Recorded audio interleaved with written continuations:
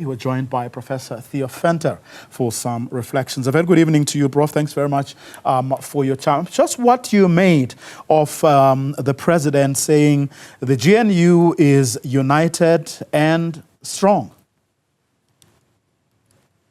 Well, I don't think he had a choice in saying that. If you read the press release, then it is a very, very well-crafted document that kind of reflects consensus on basically all the issues. Now, there are three things that I think is positive about this whole document, because not everything that is said in there, of course, is exactly like that. But I think the fact that there has been a meeting like the one they just had over the past weekend, and that is the meeting of political heads of the 10 parties. That is very important. Coalitions can't function unless the political role players are meeting outside their roles as ministers or whatever function they have in the state. That's one thing. The second thing, which I found very positive, is that they have at least now dealt with the conflict resolution mechanism. It's now 16 months since the GNU came into being. I think it took a long time, but at least with 2 or 3 crises, that thing is now working. And the third thing, which I think is very important, and that is that there's a kind of a leadership forum, and there's the commitment in this statement that it will meet regularly. And I would say once a month is good enough, where people meet as political role players. The difficulty, Vuyo, that we have with the GNU is that we have a structure which is called cabinet and government, and that fits in there, and parliament. Those are political structures. And then you've got the political dynamics. That's political parties, what they're doing, how they're talking, what they're saying. For instance, there's one example. The DA said a while ago in one of these crises, we will not play together or play the game of the national dialogue. There is no sense in this press release that the DA has kept that situation. If I read this press release, it means everybody, there's general consensus that the national dialogue is an important event. I think over time it will now appear to which things have political parties decided to play the game and which things not. Yes, at least those 3 positive issues out of this weekend. Well, speaking of playing the game and speaking of the DA, there's something I want to ask you about that John Steenhuisen, the leader of the DA, had to say to my colleague a little earlier on. But let's take a quick ad break, Prof, and then I'll bring you that clip and have your thoughts around it. DA leader John Steenhuisen has expressed his confidence in Cyril Ramaphosa's leadership. He says he is committed to ensuring that the GNU fulfills its purpose.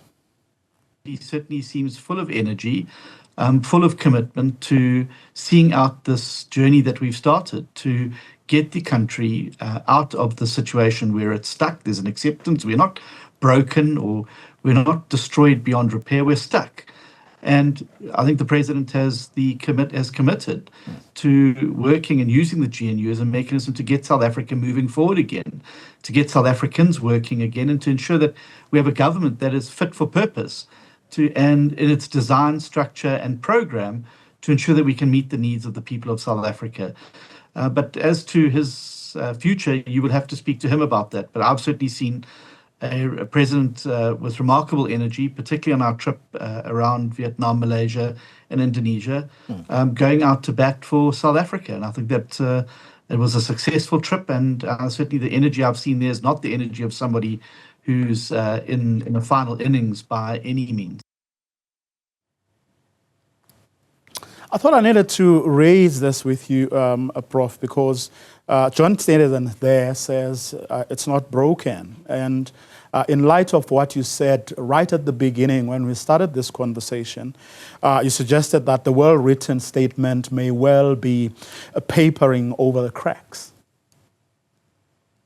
Yeah, I think what John Steenhuisen said is an important issue, and that is, if you reflect on the weekend's newspapers about the rumors about the president's ability to stay in this race, then sustaining the GNU is one way for him to extend his term up to the end of it, which is 2019. Now, if it was only the ANC in government without any other political role player, that would not have been very easy for him to do, looking at the history of the ANC over the last two presidential terms. But I think the GNU has given him in some way a little bit more life rather than less.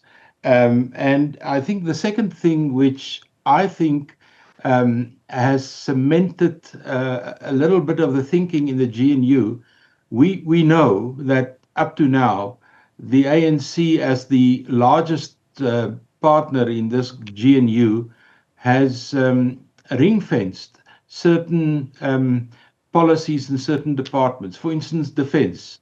They've ring-fenced finance.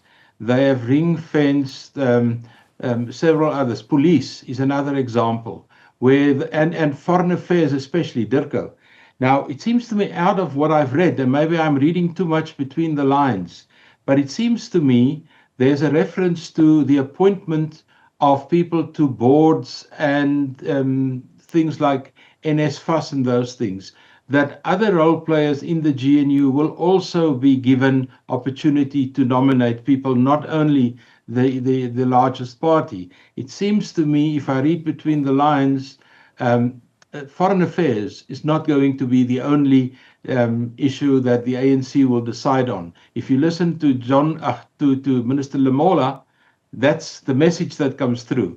But if you take into account our relationship with the Americans at the moment and our response to it, I think a meeting like this weekend, that would have been discussed. Somebody like Corneille Mulder has been to the United States. He brought back some messages, and I'm sure this weekend was the exact platform for him to carry some of those messages informally into the discussion. That means foreign affairs is not the exclusive domain of the ANC. So I see those positive developments and that would allow them to close those cracks that we all know that is existing. But then, Prof, I mean, we've learned in the past 31 years that nothing stops powerful blocs within the ANC from doing whatever they want to do that is within their power. And oftentimes, such decisions will be in their interests and not necessarily in the interests of the country. We've seen this during the Mbeki era, how he was gotten rid of. We've seen this during the Azuma era. And I don't know if a Cyril Ramaphosa could be saved by a GNU if powerful enough forces within the ANC decide to get rid of him. No, you're quite right. I can only reflect on the current investigation by Madlanga on ad hoc. That started in 2007 with factions within the ANC killing the Scorpions. You can take it back to that phase. And a second issue that I would like to introduce to support the point that you're making is what's going on in KZN. Is that provincial government of unity on its knees? Has it stalled with the role of the NFP? And I'm sure that was also discussed, because you will remember when we were sitting after the previous election and we tried to analyze how this GNU will come about. Even before the GNU was established, KZN was already sorted out. So they actually preceded the GNU. And currently, you see, what you're saying, Prof, what you're saying now actually helps me make this point even more. In fact, just before I came on air, I was speaking to an ANC leader, trying to understand why that posture in KZN. And the answer was interesting. I was saying, no, we're just flexing our muscle. We are demanding respect because we're not being respected there. In other words, you have a situation that threatens to destabilize a whole government of a province simply because someone is trying to flex their muscle. Yeah, well, and that is a small party. That's the NFP with one. No, this is the ANC. This is the ANC. This is the ANC threatening to disrupt things because they are demanding respect from the IFP in particular. Yeah, but how do you flex your muscle with 14% of the vote? I can understand when you've got 40% of the vote. Maybe they're flexing their national muscle to a province. I know that the IFP and the ANC is in deep discussions over the last week or so to sort out KZN, and maybe a few changes in the executive is what is needed for that province to get going again. But that issue, I'm sure, would have been discussed, because if that provincial government of unity fails, then we will see somebody else governing the province.